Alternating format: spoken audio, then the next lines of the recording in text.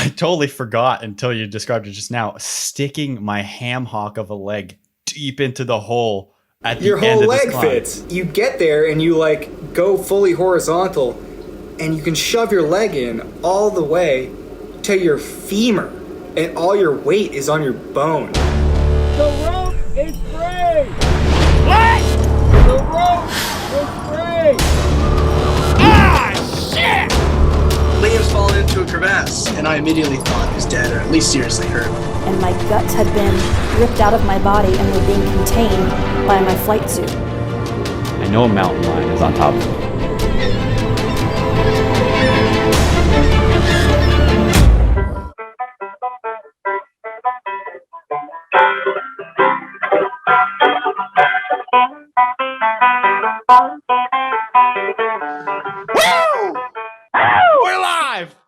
No! No! Today I'm joined by probably the best climber known in New Hampshire, Eli. Is it Buzzell? Buzzell? Oh, hi, I didn't see you there. The best climber in New Hampshire. You are fucked. This is the podcast where we lie a lot. This is the first podcast that's off the air of Rescue Swimmer Mindset. So we're off the grid. There's like 3 viewers. I have whiskey. I have rum. What do you got? I'm drinking Jack Daniel's Single Barrel Select. Dude, I'm ready to party today. This is the first podcast where I can say dick weasel, fuck nuggets, and shit bucket. So I'm really excited. You don't need to talk about yourself like that. We're going to talk today about 513B that we climbed. But how do we turn this into not a podcast about us smelling our own assholes? Well, look, nobody fucking cares about that kind of thing. Doesn't have a 515 stamp on it, so it's not cool. But it was a cool time in my life, and it was a really cool thing to, I think, watch you do and watch myself get competitive with you, even though I shouldn't be competitive with you on a climbing front, but I also don't have any business competing with you on a physical front because I never went through rescue swimmer training. So I think it was a really strange mix of friendly competition that brought the best out of both of us and was just something to fucking laugh at. The thing was hilarious. Like, I don't need to smell my own asshole. Like, it's not that cool of an actual rock climb publicly, but, you know, interpersonally, it was fucking hysterical. The reason I wanted to share this story is because to me, it was the story of a mentor and a pupil. Because, I mean, we're great friends now, but I still do look up to you as a rock climber. And so we went through this journey together, and then it just turned into probably one of the best like friendship experiences of my life. It's going to get a little corny, but yeah. Yeah, no, cheers. We had some great experiences up there. I wanted to smoke a cigar just to reminisce the thousands of stogies that we more or less got high on while doing this climb. I never knew that you can get high off a cigar. Yeah, well, as it turns out, you know, when your hands are bleeding and your body is battered, pretty much any substance that you can put into it feels good. Yeah, I mean, you might not have been like inhaling some of those cigars, but I definitely was.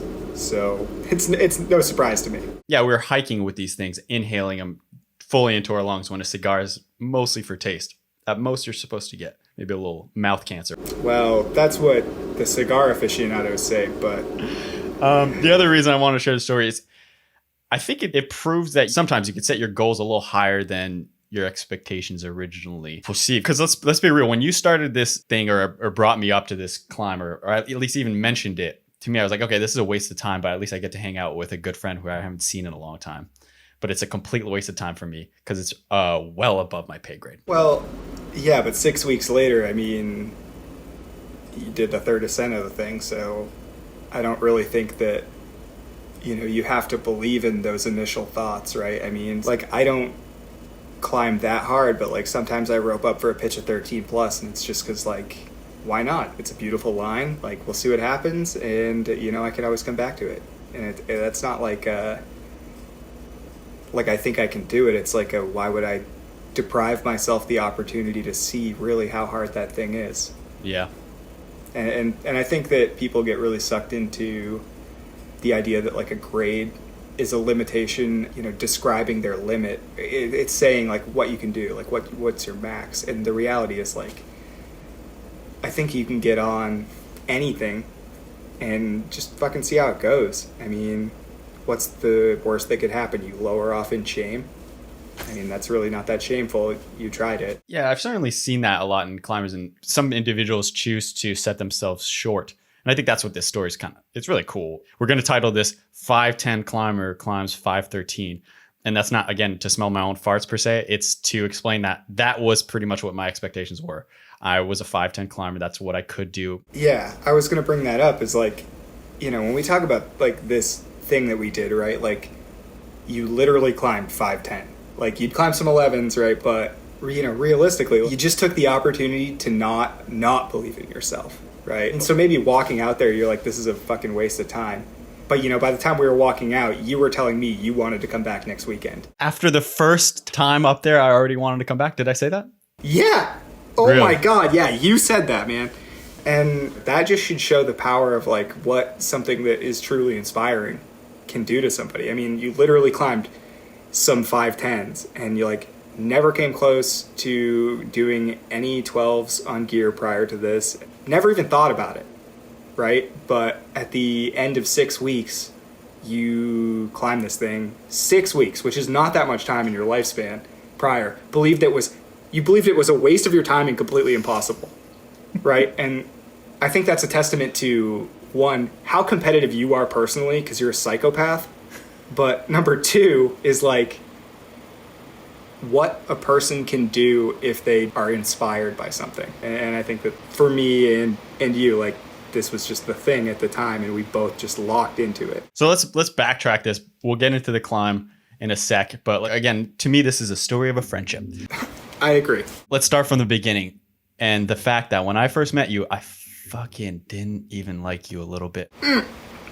Honestly, yeah, same.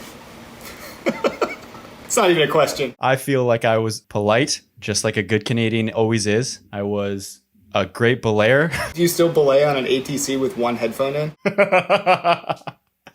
Shut up, I'm listening to a podcast. I expect that you don't. Take her slack. Whatever. Off belay. Sorry, I'm just listening to Legend by Bob Marley for the 500th time in this drug rug. How do we first climb together? I don't even remember. Yeah, no, I do. We met briefly, and I thought that you might be a decent climbing partner, but that maybe you were a little too bro-y for me to want to hang out with. Like, we'd exchanged contact info a while before, and then finally, like, one day in maybe February or December or something like that, we went to climb, like, a couple pitches at the Meadows in Rumney, and it was, like, 20 degrees and windy. I led the first pitch, and it was like some 5'10", and I was like numbing out really, really badly, and like just getting like screaming barfies trying to climb like these jugs filled with ice. It wasn't like a hard pitch or anything like that. It's a fun one, but like it was a bad experience conditions wise. I remember you being like very dejected from the situation and like not there, and like listening to your headphone, and like, you know, I was like up there like, damn, this is cold or whatever, and I'm sure you were on the ground thinking like, look at this little bitch. Like, Yeah, because I remember doing that climb in the summer when it was a peachy, lovely climb, and doing just fine on it. And I remember looking at you because you were screaming because of the cold, but I didn't really know what you were doing. I just thought you were a very dramatic climber, and I was like, look at this fucking little bitch. I'm just gonna crank up a little bit more Bob Marley and reggae out over here. Leave me alone. yeah, and I remember just like clipping the chains and lowering. It was like, that was horrible. Like this, I don't even want to like climb the rest of the day. We went and maybe did something else before leaving hastily, and probably thinking we were never going to hang out again, because why the fuck would we? I don't think I followed that pitch. I don't think I tried it. Yeah, I think it was too miserable. There was another one, and I saw it, and I said, oh, this one looks cool. And you said, yeah, it's pretty cool. And in my perspective, it was harder of a grade. And I recall thinking, what the fuck do you know? I just saw you climb this like a bitch. Oh, yeah, no, because I totally remember. You actually climbed this route afterwards called Cold Turkey. So we warmed up on like a 10B called like Misdemeanor or something. And then you went over slightly to the left of that cliff, and I put you on Cold Turkey, which is kind of hard for the grade, and you thought you were going to be a bad boy on it. And I definitely remember like catching you a few times. A lot of times. And you were numbing out, and it was as miserable as it was when I climbed. And I think that at that moment, maybe you had like a slight perspective shift on the conditions. I remember the tide started to turn as far as my liking of you-hood when, first of all, you were giving me great catches because I was falling pretty good on a fairly short climb where I could have hit the ground. I remember you catching me good, and I was like, I'm going to use and abuse this belayer. I don't care if this guy's not a good person or not. He's keeping me safe up here. I'm going to keep this guy around for a little bit. But then I think what really locked it in was you started talking shit, and that's the way to my heart. If you could put me in my place, I respect you. Well, everybody deserves that, right? You know, if you can't be a good climber, at least be a good catch. So I think after that, yeah, we must have bailed. We started like barbecuing at your house, playing N64. I was throwing parties, and I invited you because I was like, whatever. And we ended up hanging out through the night when everyone else had gone. Yeah, that's when that friendship grew. Yeah, man, when you roll up in a van, you don't have to leave. Yeah, you were living in your U-Haul truck at the time. In the winter, offered the couch once in a while. You never took that. Didn't need to. And then soon I came to realize you're a much better climber than me.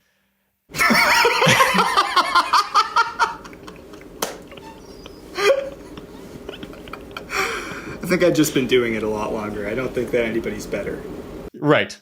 But I think what's interesting is you don't consider yourself a good climber because every time we climb together, you'll fall off a climb and you'll say, man, I suck at climbing.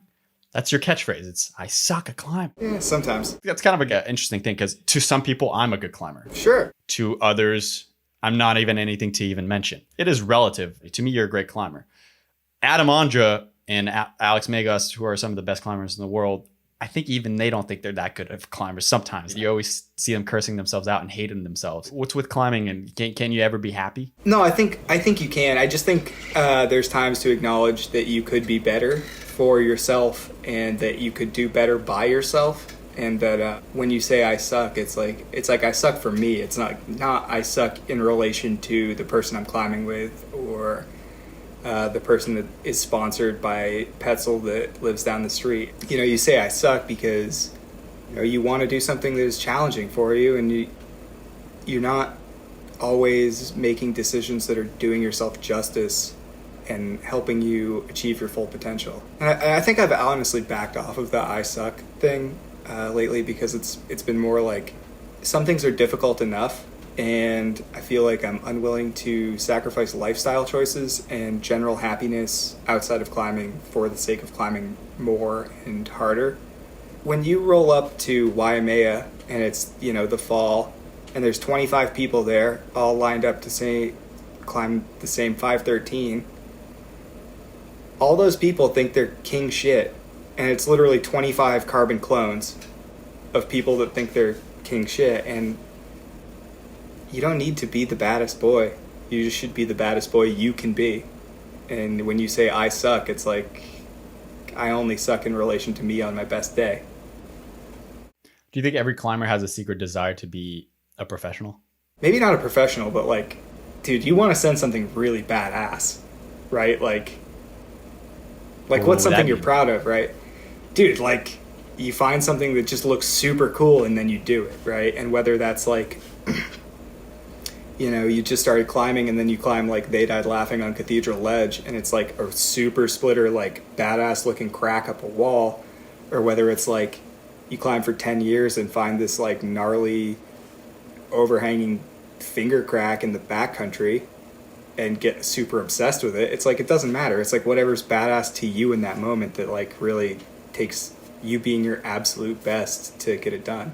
It doesn't matter. It's just about like, you feel great in the environment you're in. It doesn't matter what level that is. Yeah. So you just mentioned this overhung crack in the backcountry, and that's how you sold it to me.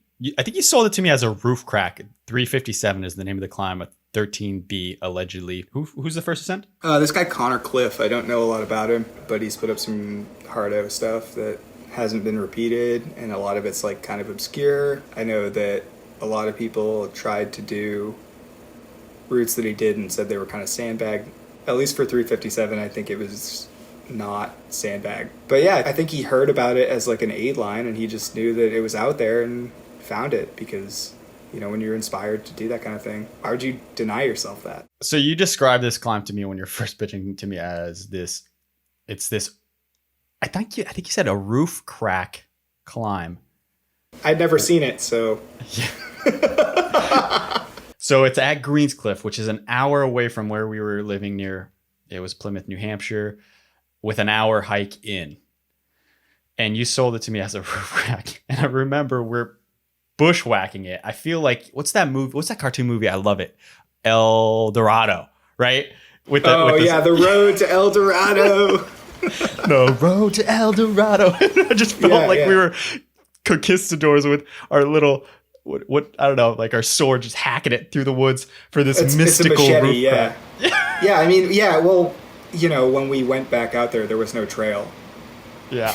Like, we had to do some cutting. I just enjoyed your imagination to want to do this. And I was just, again, we hadn't seen each other for a while. We're clearly good friends. And I was psyched on just hanging out. But when we were just out there in the bush, I was like, this is so stupid. Isn't it always like, it feels like that when you're doing it, and then when you're done with it, you're like, I'm so glad I went and brought those hedge clippers out 5 miles into the woods to cut a trail to this thing that I hiked to 10 times. We spent like half a day one time just brush cutting. Is that the day? That was the day we camped there. Yeah, it was cold, and we were like, oh, this sucks. Let's just wake up in the morning and cut trail. Yeah, we had our full-on like Brokeback Mountain moment at Greenscliff. I won't say anything. It's a buddy movie. Yeah. Just 2 guys just being buds. 1 tent, 1 sleeping bag. I think it was 2 bivy sacks and a fire. Some whiskey that tasted like it had been in an Nalgene for a couple months. It wasn't an Nalgene in the back of my car. How did you find out about this climb before we even got out to it? Yeah, I spend a lot of time on Mountain Project just reading about weird, obscure shit, and it was on there. I think I mentioned to you, I was like, you know how everyone's got a slight addiction? A lot of people have an addiction to social media, whether that be Instagram or Twitter or whatever you're using. I broke it down and I was like, wait a second.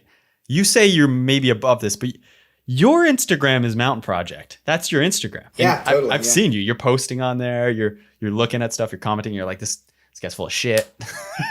I mean, I don't have a defense, other than like, at least when I try to contribute to that kind of thing, it's like readily searchable, and it's just providing more information to the next person that wants to thrash their way out to something and give it hell. Didn't you make it to top something Mountain Project poster? I was in like the top 100 for like a second, and I had to like turn over all these pages I owned to a guy who did the climbs first. And I willingly did it because I was leaving the area, but yeah, there was a minute where I was posting like hundreds of boulders. It was a kind of obscure boulder field in southern Utah, and I had been living out there and found a lot of the boulders and like, drove my 4Runner out there and put up a lot of climbs, or I thought I put up a lot of climbs. And a lot of them had already been done, but like not talked about maybe 10 years beforehand. And so like right around the time I was moving away, the guy contacted me and said, hey, like all these routes already have names, and I was climbing out there very actively like 10 years ago, and I would be very willing to finish your work and continue to make a guide for the place, but you have a lot of the names and the history incorrect, which I did because I had no idea that anybody had been out there prior. And so I just contacted a Mountain Project admin and sent him a note that said, hey, turn over all these pages to this other guy. And he's been putting up solid work in that place, so I have no regrets in terms of turning over the information, because, it was like my intellectual property, but it was like wrong. That is kind of a religious thing in climbing, isn't it? As far as the first ascent goes, and it is hard to always have the history, and even though you think you have the first ascent, say this guy, well, maybe there was a guy before that back in the day. Yeah, no, and it's totally true. Yeah, Matt and I did a new route in Vegas, and we got to the 3rd pitch and found like a stuck cam in a crack. I mean, we were like, you thought this was a new route. Yeah, we thought it was a new route, and I won't talk about it too much because it's stupid. Yeah, I mean, we got to the base of this crack, and we were like, oh, we're not the first. All right, so 357. You find this thing on Mountain Project. You convince me to hike out, hacking it through these mountains of greens. Okay, it wasn't that bad. It wasn't that bad, but we get to it. I don't know. I remember falling a lot down this muddy fucking hill. It's like falling over. Yeah. Yeah, and I also remember reading the description when you told me about it, about somebody having issues with bears out there. And I think I was looking over some of our footage. And at one point, you hear my voice a little nervous and frantic. I was like, you know, a guy said they had bear issues out here, right? As in, there was a bear. There's a bear and he had problems. That's all I'm saying, Eli. And you were like, yeah, it's a bear. When is it not a problem? And I was like, it's still a bear, Eli. We need to address the bear. So anyway, I'm going to put footage up on YouTube, but we get to this climb and it's not at all aesthetic like I pictured it in my mind. I pictured a beautiful, almost horizontal crack upside down, doing some kind of cool hand jam finger stuff upside down. But this thing is a diagonal crack, slightly overhung. Terrible to shoot. I got the footage on the camera. Maybe I'll make a short film about it sometime soon. Yeah, terrible to shoot. It looks like ass. I don't even know if Jimmy Chin can make it look good. I mean, it's a beautiful rock climb, man, but it is a weird angle. You get to this place and it's a pit inside. It's not a gully. It's just, it's ugly. You get there and it's just broken down trees. You're standing on a little platform. There's not much else. And you look at this climb. It's beautiful granite though. And I never climbed on granite that hadn't been climbed so much. And I recall it being so coarse and so frictiony that it would sometimes hurt. One of the moves was to go big and grab that jug flake. Just that, the way it would hook onto my fingers, being like, ow. It's too good. Yeah. Too good. Oh, yeah. I don't know. It was pretty good. I liked it. I have no bad memories other than the first time I ate it up there and replaced the anchor. Yeah. So we get there and it hasn't been attended to. And well, the anchor was the bolts that were in the holes. The holes were too big for the bolts that they were in. So the bolts were kind of like loose in the hole. Yeah. I mean, the anchor was just not safe. The first time I got up there, I was like standing on a little stance, like trying to tag up the drill. And it always feels kind of scary when you're like on lead, clipped to some jank that like you don't know what it's going to do. And you're like, all right, now I'm going to drill a bolt. But everything before that bolt's in is an intimidating process. Because you like don't know if it's going to fail or like if the string of like tiny bullshit below you is going to fail. I got footage of you bolting that thing too. So we do that. And does that mean I'm the first one to try this climb? Yeah, I guess. Yeah. I mean, I tried it, but like I ate it immediately, you know? It was kind of one of those things where like I got into the like number 4 section and I was just like, well, better get out the HEAs. So this isn't a climber podcast, but aid climbing means you're putting in these piece of mechanical advantage, expands in the crack, you place it in, and Eli, as he's making his way to the top, is just standing on these what are called cams, and he made his way up without really using his physique. But we were there to try to climb this, which is called free climbing, so using only our bodies. So I was the first one to try and do that. And my recollection is going up there, doing fine for that first section. So number 4 is this wider crack. It means I was inserting my fist inside this wider part of the crack. And I was thinking, oh, this is very manageable. I'm gonna crush this thing. It's gonna take me 1 session. And then it all shit the bed. As in, I wasn't doing anything anymore after that. I had no idea how this is gonna operate. I recall aiding through this. The next section is thin fingers, as in I had to eventually, once I figured it out, wiggle my fingers in a very specific way to make them fit inside the crack. One of which was I actually figured out I could slide my fingers in upwards. You never did that, but under clingy finger jam situation. So thin, and then you get to the hand jam part. But basically I'm aiding through almost everything. And I recall, I don't know if you remember this, but me saying, okay, I got to the top finally after an exhausting an hour? Yeah, it always took like an hour. I got to the top and I told you, okay, this is a nice hike, but yeah, maybe in like 4 years, if I only focus on climbing this thing, maybe there's a chance I could do that in the future. And at the time I said, I think this is a pipe dream. Yeah, you definitely said pipe dream. Yeah. Yep. And I recall thinking, whoever did this is a god in my eyes. Like, in no world do I picture this ever happening, but it was nice to come out here and check it out. What was your first experience on it? Because you're a better climber. You had climbed 513. You were my mentor. You hop on this thing. Oh, I guess I had, yeah. Yeah. I mean, there were only like a couple of question marks for me, which was like the lower finger section and the upper finger section in that like V slot. I definitely knew like if it had been done and somebody thought it was like in the 13 range, like it was going to take some considerable effort and training, maybe a little dieting, but I didn't think it was impossible, you know, and I knew that I really liked hard crack climbing, so it was something that I was like going to try to convince people to go out to do. If it wasn't going to be you, like it was going to be somebody else. And so when I think back, literally as we're hiking out or like 2 days later, I definitely remember you being like, I'm going back. Once like I sunk my teeth into you in the situation, I was like, all right, we're doing it. You know, so it wasn't a question of like, can it be done? It was like a question of how hard can I push myself without getting hurt to make it happen. I knew that I had the time and the partner. I remember not wanting to necessarily come back after the first time. I think I remember agreeing to it the second time. And I remember a negotiation happening. The second time we returned, I tried it.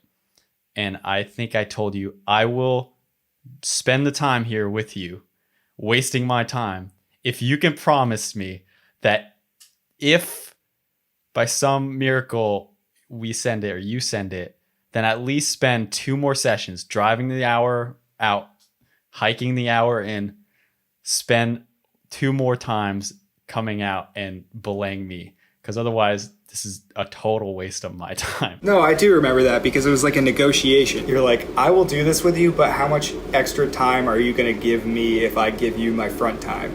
Yeah. Right? Yeah, so it was like a trade, right? Where I was like, all right, if you give me this time up front, I'm with you till the end. And then it turned into an addiction.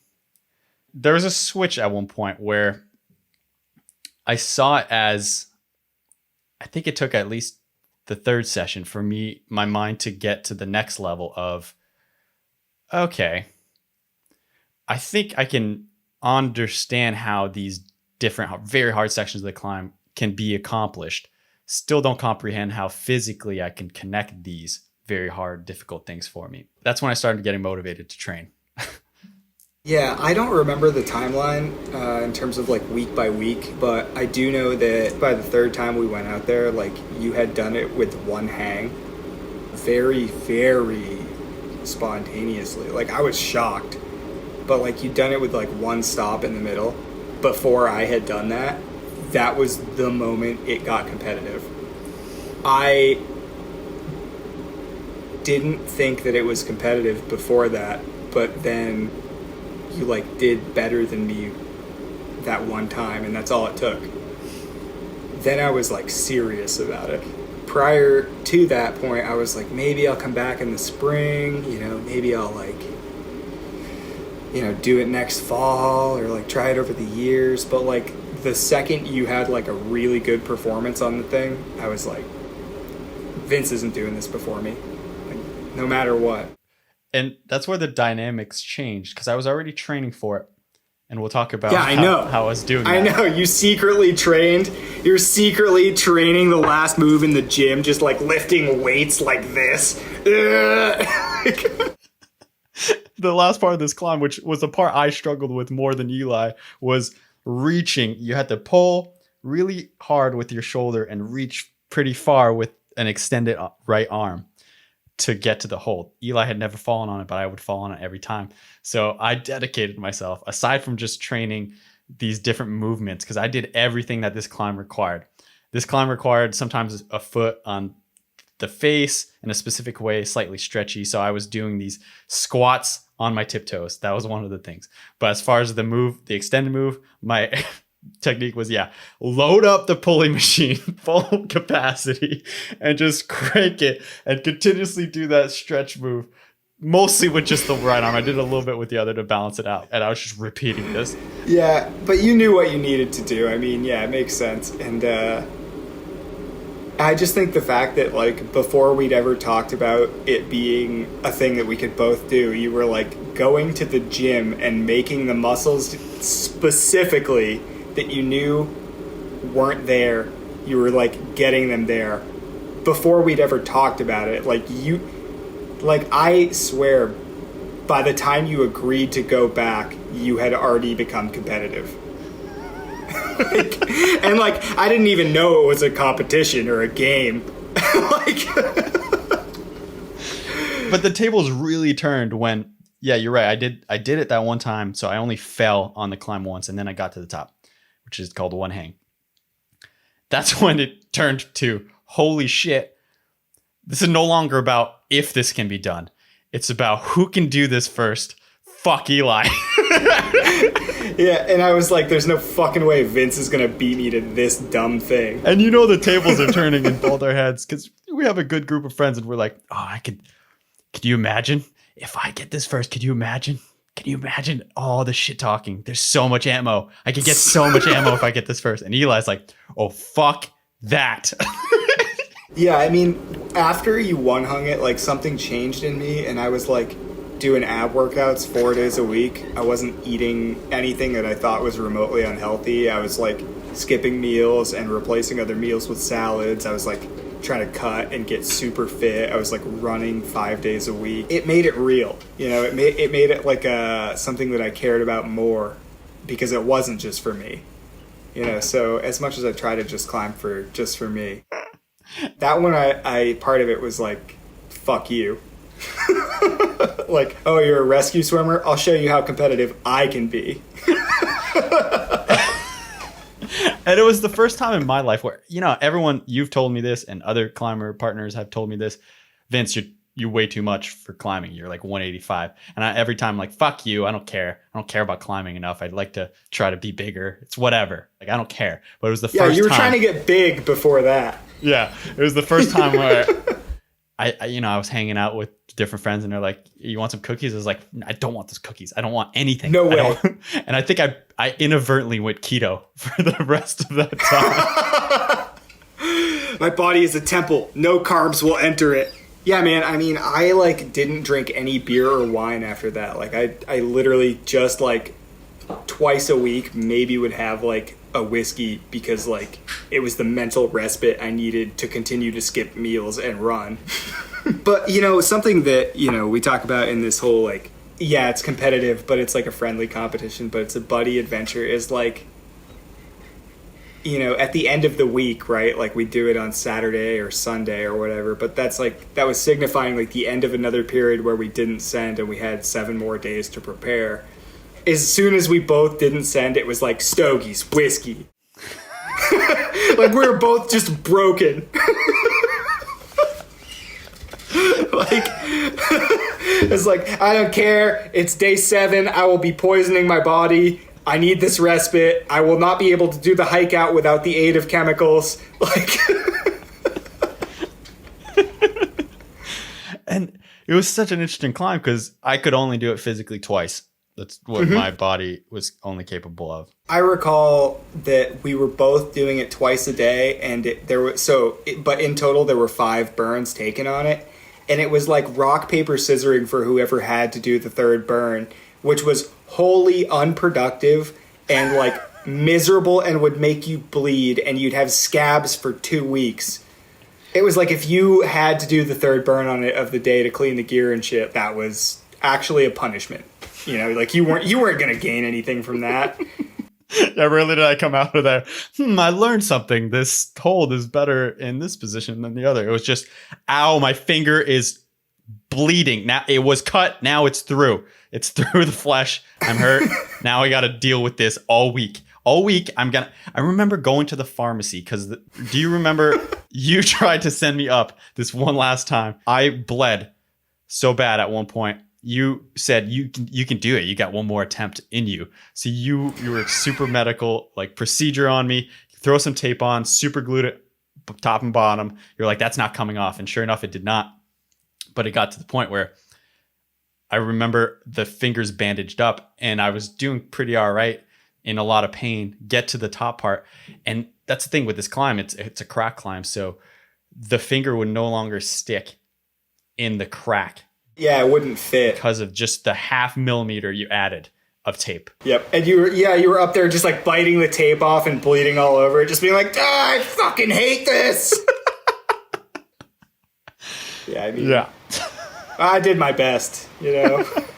I don't have a doctorate. I remember doing research as to what's the quickest method of healing the skin so it could be recovered.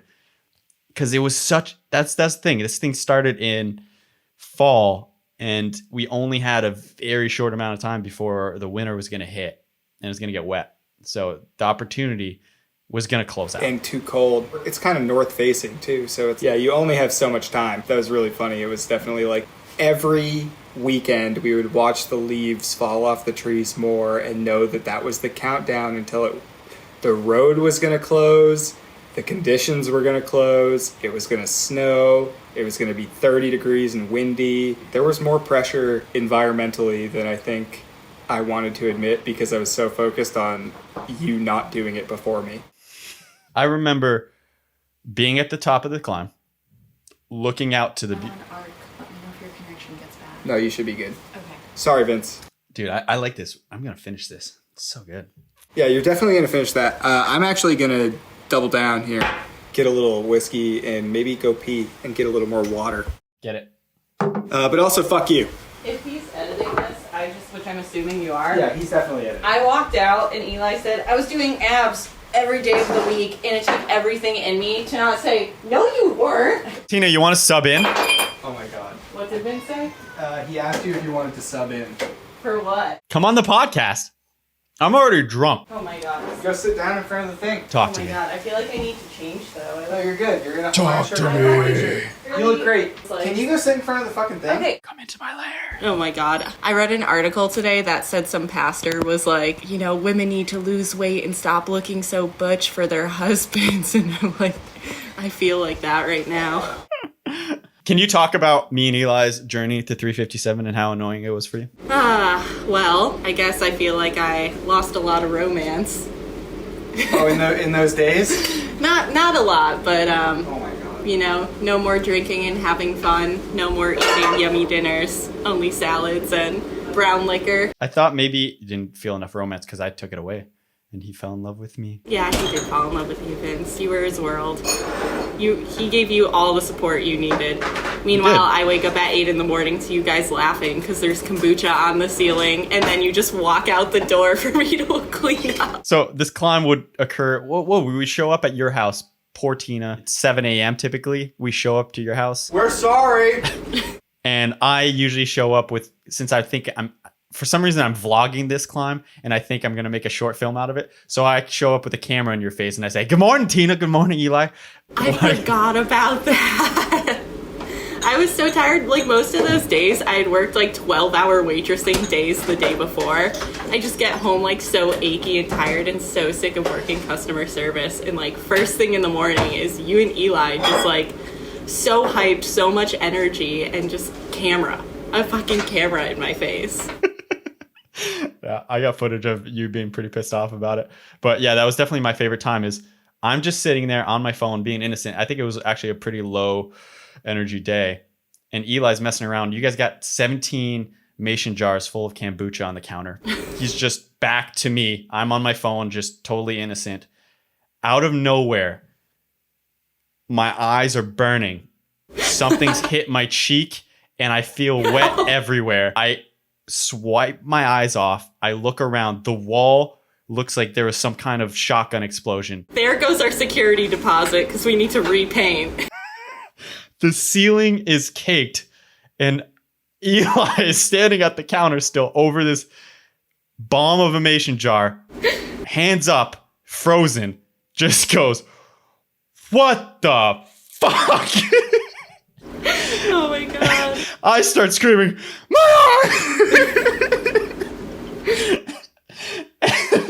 poor Tina, who's still in bed, wakes up. What happened? So you guys laughing your asses off. I'm like, what the fuck is so funny? So what I don't know. I don't understand the science behind kombucha. Okay. So, first of all, I would like to point out my favorite part of that is when Eli was putting the fruit into the bottle. He was really excited to show my cousin how to brew. And he was putting the fruit into the bottle, and I was like, honey, that's a lot of strawberries. And he's like, no, it's fine. And then it explodes 2 days later.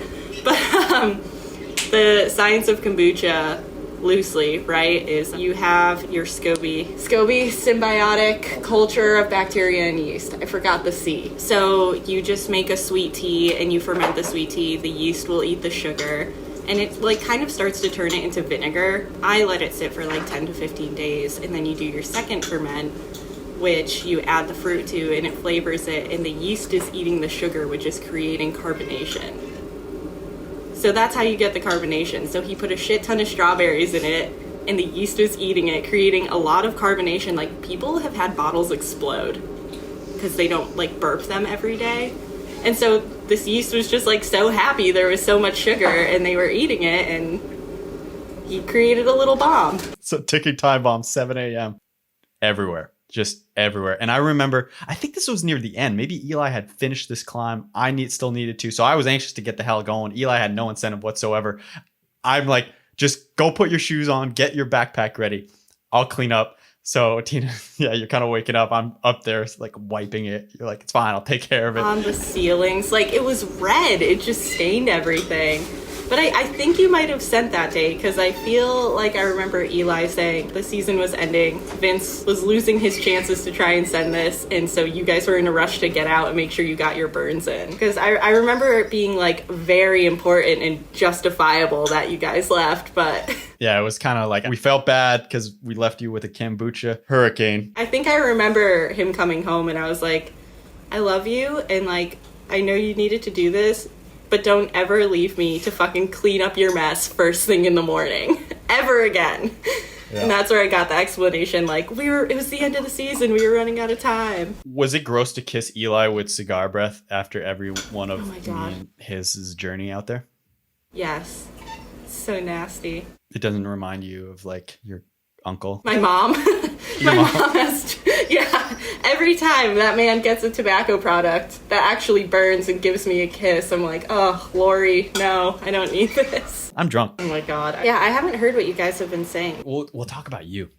Yeah. Why me? We'll talk about you behind your back. Go to your room. Okay. You guys are going to talk shit about me, I guess. Why? There's not much to say that's bad. Oh, thank you. I'll tap back in. Unless you're good. Are you combing your mustache? Yeah, dude, I gotta look good for this show. Thank you, Tina. Yeah. For coming on the WILDERTAINMENT podcast. We're good? Well, we're live, dude. I'm kind of drunk. I've been drinking with Tina while you were gone. I mean, I just ate some food, dude, and honestly, I felt way drunker after I ate food. Yeah, you always feel drunker when you stand up, so I can't wait for that to happen. For now, I'm all right, holding up. Yeah, no, I think my mind is clear, but my body says, you feel heavy. My mind's tell me yes. But my body's telling me no. Let's get back to the podcast. I'm sorry for the intermission, too. I mean, took a pee. Did you guys talk about your walk back? Dude, talking about the walk back, to me, that was my own therapy with you. You know, we would rant. We would talk about our problems, our trials, our tribulations, our thought on life. That's probably one of the biggest highlights of the climb. Because, yeah, when we were on the climb, it was the business. But most of the time it's the drive and the hike out. Stogies.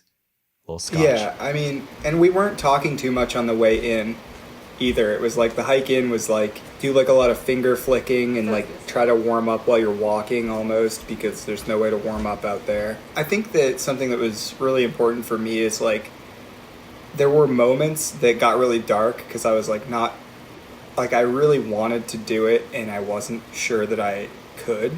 I would like, be skipping meals and like not having very much fun on the weekdays to like train and try to, cut weight and be stronger. And there were moments where I was like, I feel really dark, but like tell Tina, my girlfriend, like, hey, I just got to tell you, like, this thing, like, it's not about you, so like my feelings that like are making me like skip meals and train extra, like it's completely aside from my relationship.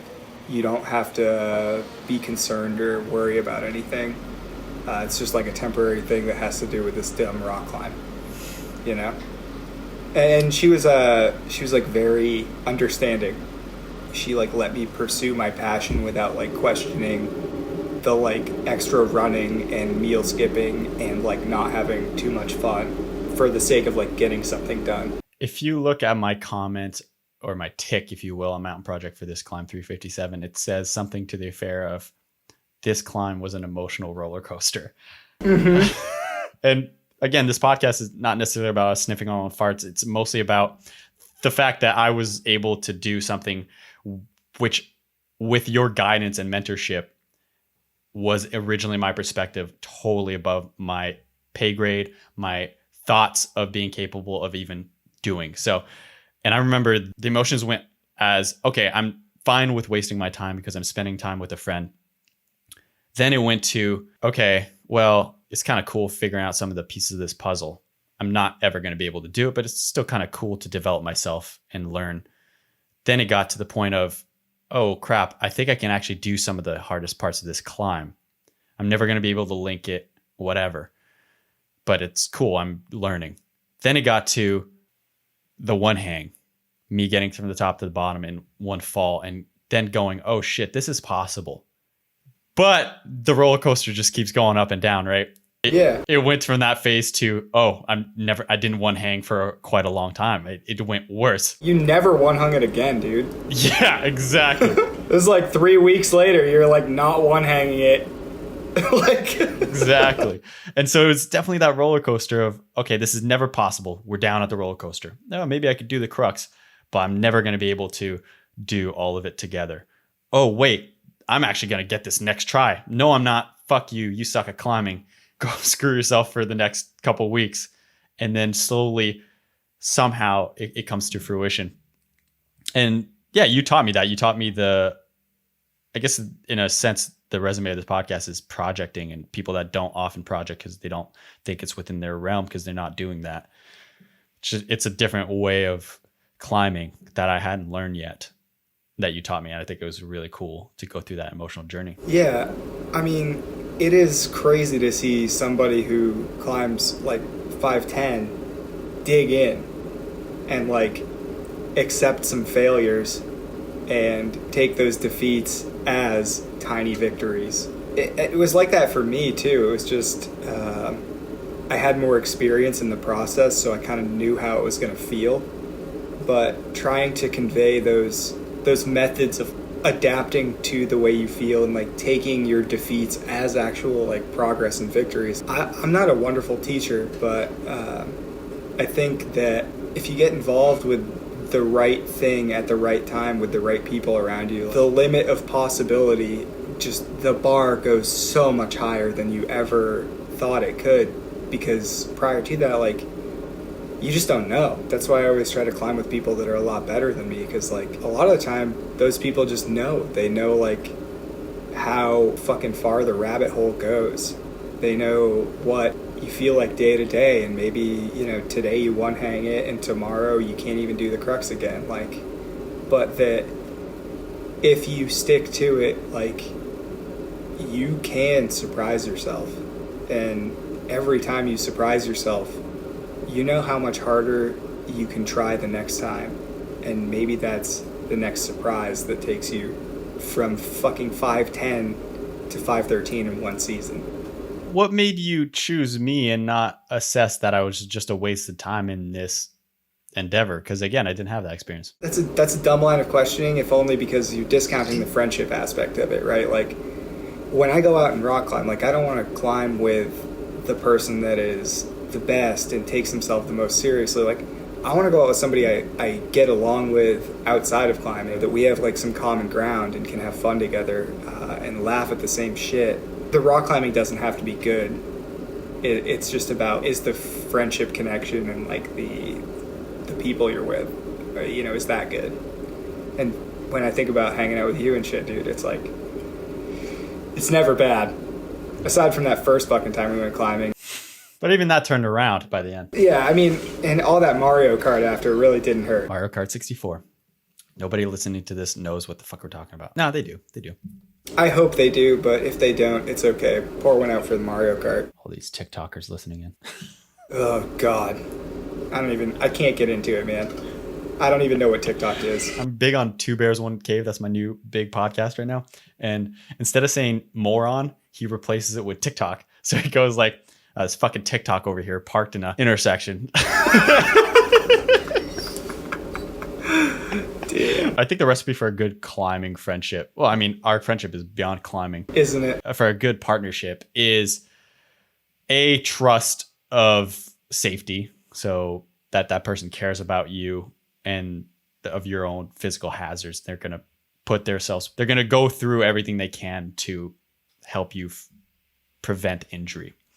Then secondly, I would say is definitely, for me, it's humor. Having the good sense of humor, somebody I could shoot the shit with and not take things too seriously. That's what I often have a struggle finding with in climbing. And that's why this podcast, I'm trying to make it not too serious. And this is the first episode of me doing that. That's the thing. I don't want to fall into the pit. I'm not a reporter. I'm going to do minimal research. I'm going to research like an American, be polite like a Canadian. That's what I'm going to do. All right. I'm fairly lazy. I'm going to do my research. We're going to have a good conversation, but hopefully we're not going to take ourselves too seriously, even though sometimes we're going to talk about survival stories, which I know are serious stories, but hopefully we can find a little humor behind the curtains.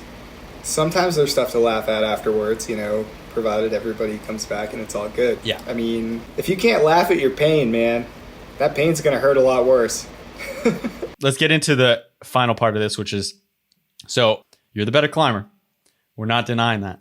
You got up there first. Questionable. Well, you got up there first. True. I don't think, maybe there was a slight percentage of me which was like, I hope he falls just so I can get this first. But I'd say most of me was behind you and hoping it goes, because I was very curious as to whether or not this thing was going to get done. And the video clearly shows my excitement when that was sick. I saw that was so fun. Get up there. I mean, aren't we all in the same boat, right? It's like you balance how competitive you are with like how much you want to see your friend succeed. I didn't want you to beat me to it, but like if you were going to go up there and fucking do it, I was behind you. I get it. You just try not to listen to the part that's like, I hope he fucking falls. You're like, no, demon. I remember mentioning this to you, and it was really weird, and I just thought of it the other day when I was thinking about this podcast. But every time we were hiking out there, I still don't know what it means or why I was thinking that repeatedly, but the saying that kept going in my head was kill or be killed. And I don't know what that means. But that's all I ever heard. Like you're hiking out and your brain's just like kill or be killed, kill or be killed, It was kill or be killed. It was mostly on the hike in, on just going to war with this climb. It was kill or be killed. The hike out was always like just a party. Yeah. It was like a 2-dude walking party. Like listening to music, smoking stokes. But yeah, the hike in was always kind of serious. Do you recall our hike out theme song? Is it Calabria 2007? No, it's you load 16 tons. What do you get? Oh, yeah. Another day older and deeper in debt.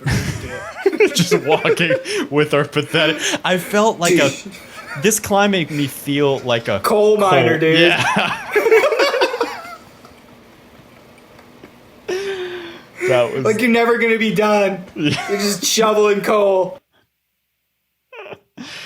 Respect to all the coal miners out there, though. I mean, that job sounds fucking hard. Yeah. Like way harder than climb. But as far as the hike in goes, I recall the final hike in, which was you following through to your word and coming out with me to give me simply a belay. You weren't going out there to climb anymore. You had accomplished the goal. It was my turn now.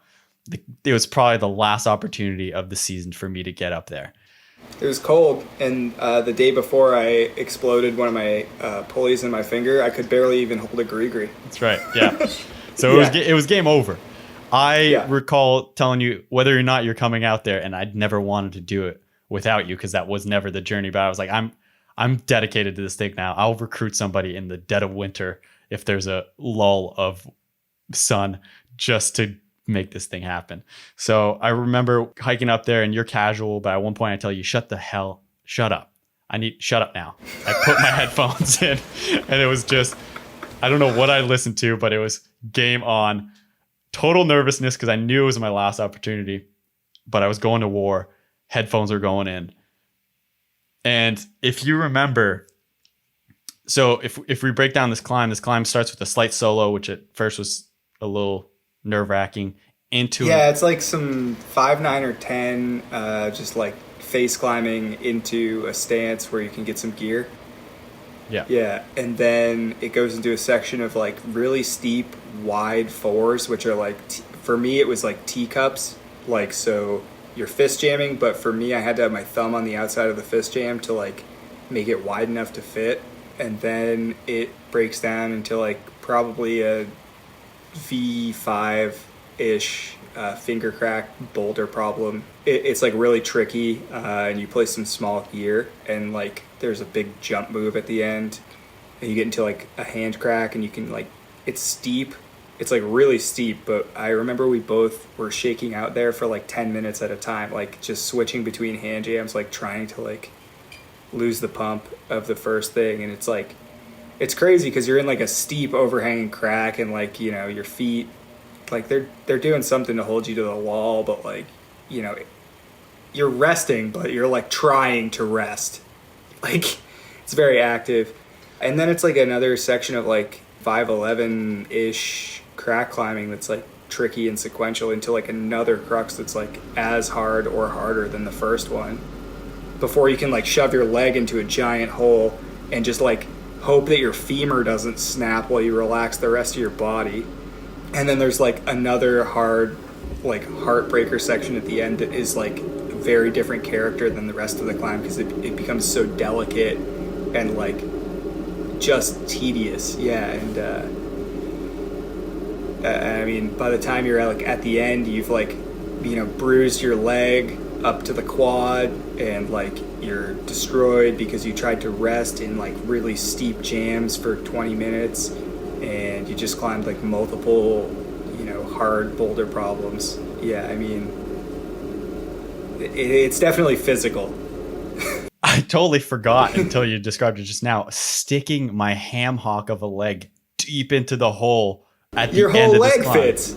Yeah, it's like you get there and you like go fully horizontal, and you can shove your leg in all the way to your femur.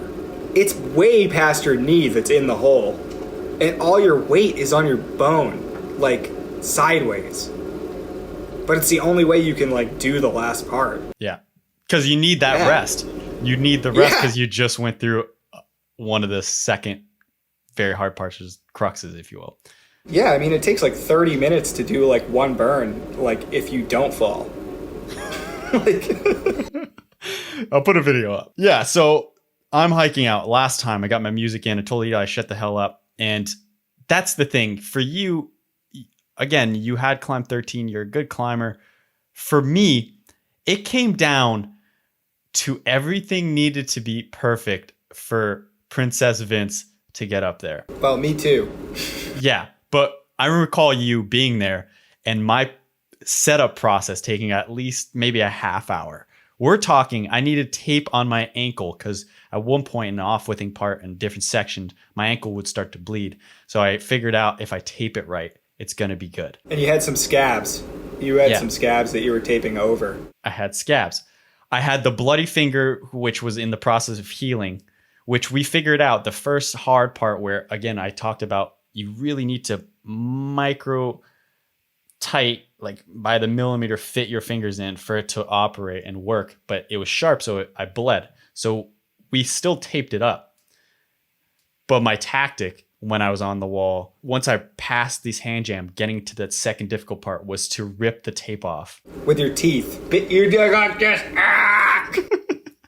So I'm doing the rest in the hand jams with the pretty overhung, take the tape off physical. so I could get through the next section. So Eli's patiently waiting. And I recall, I think the one second to last or last section, I got brand new shoes and I thought that's going to help on these last sections. And I remember going through the free solo part, the part without any protection. I get up and I put the first piece in and I go, Eli, I'm coming back down. I'm putting the other shoes back on. These things are too new. It's not going to work. And you just rolled your eyes. This is the last time I'm going to do this climb. You're rolling your eyes like, what, this guy? So I got my tape in different specific spots. To project this trad climb, I had to set up my gear so the cams in a very specific way. Super specific on your harness, like, yeah. So no joke. A specific size of cam, so the smallest piece maybe was on my left side, third back from the first piece I would use. It's all in order. You put it in. I have the tape there. So I go through this climb and everything has to be perfect. And that's the thing. I feel a better climber, maybe not even you, but somebody that's a great climber. Yeah, not me, man. Doesn't need all these perfect little cheat codes to get through. But me, I needed my shoes to be perfect. I needed the tape to be stuck perfectly, and I needed to take it off at a specific time. I need my ankles to be covered and my fingers to be right. And what was funny is it wasn't exactly perfect going through it. The climb was wet at that phase. So I remember going to the crux, the first hard part, sneaking my fingers. I'm like, it's wet, but it's the last opportunity. It has to happen. And yeah, getting through that. And then you get to the part where you're hanging off of your hand jams.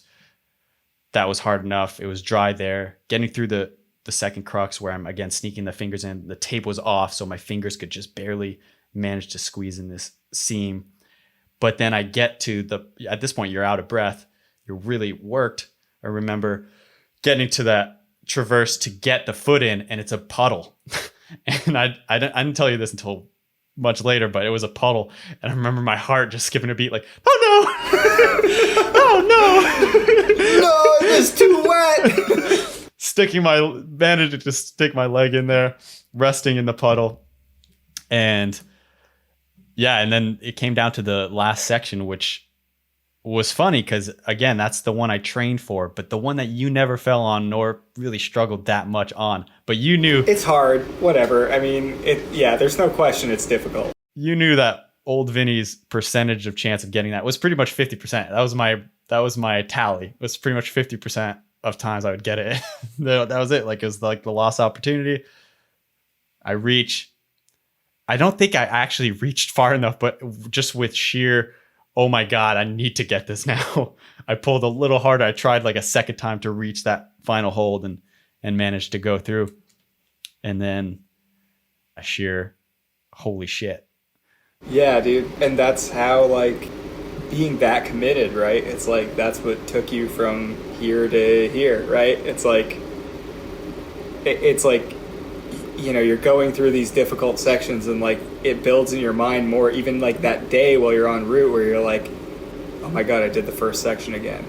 I can try really hard on the next one. Like you do the next section, you're like, this is my one shot. You want to send more than anything. You did. You know, you wanted it.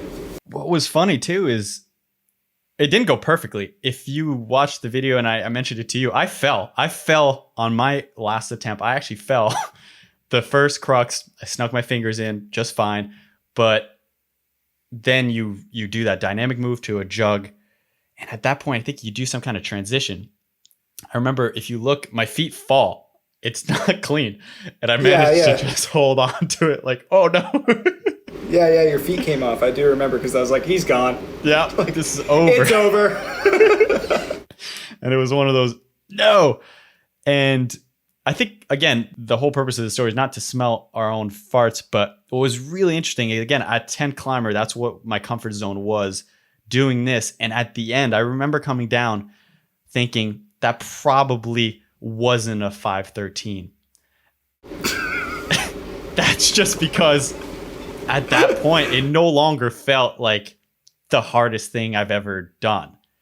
The first time I hopped on, I was like, this is an aid route. This is idiotic. It's a waste of my time. Maybe in 4 years, if I trained only for this, I could potentially do it. But by the end, it was, okay, this is not that difficult anymore.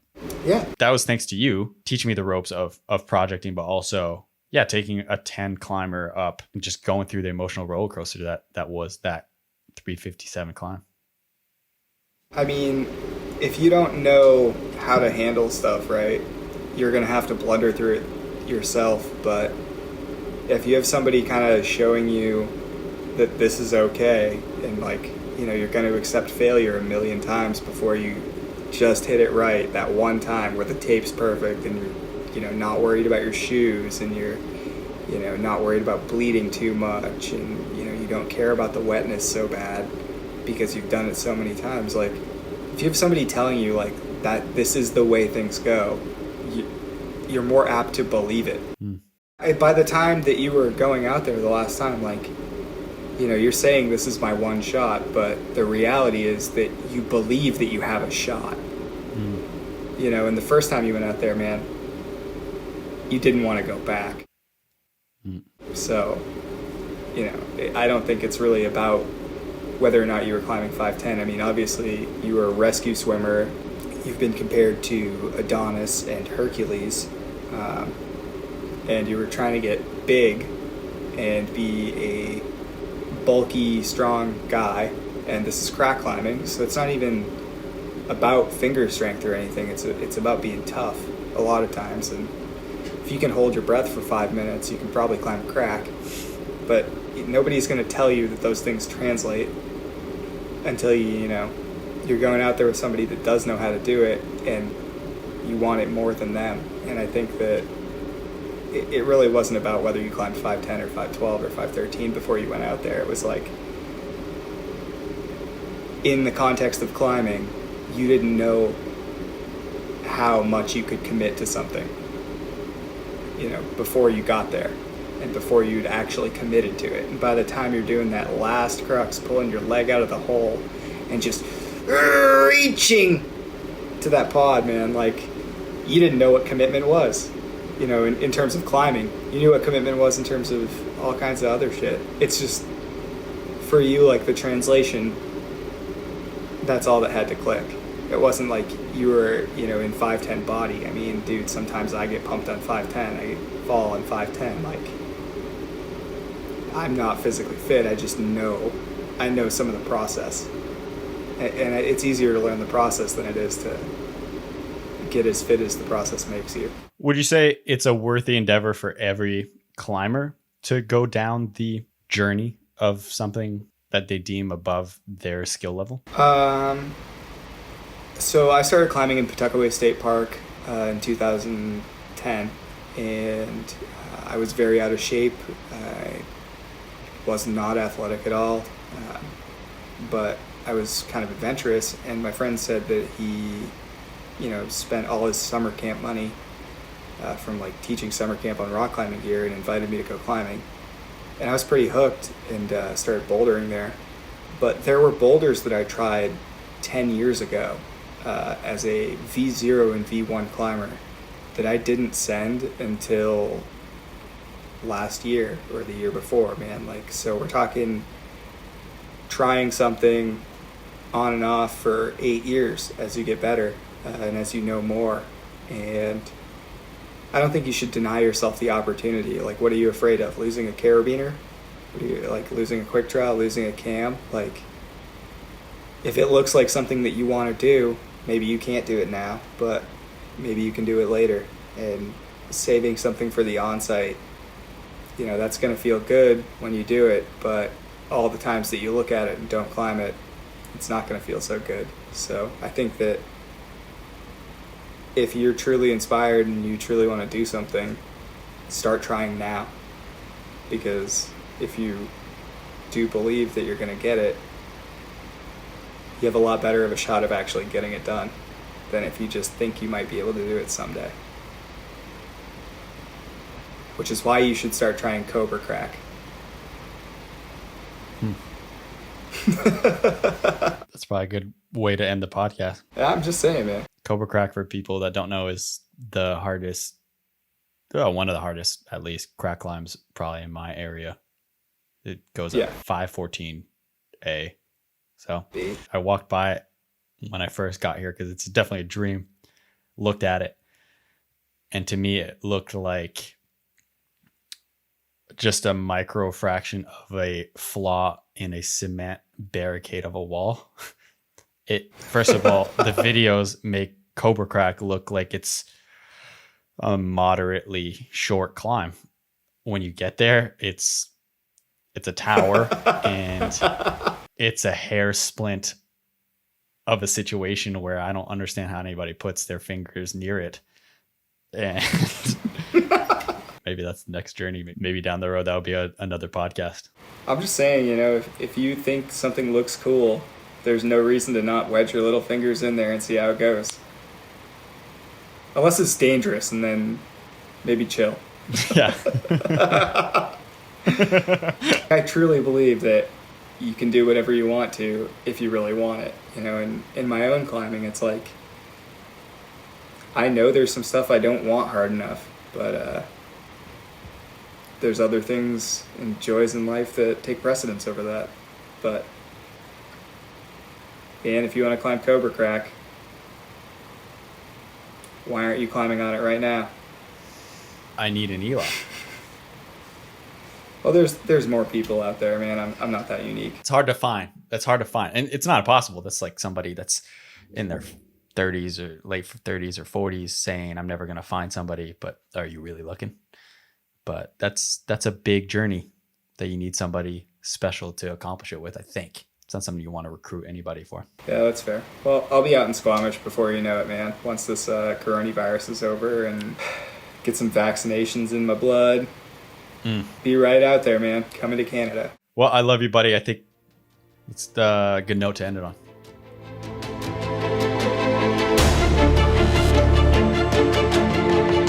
Yeah, that was good, dude. I'm tanked. I feel good. I haven't been tanked on a podcast before. It feels so right. Are you having fun?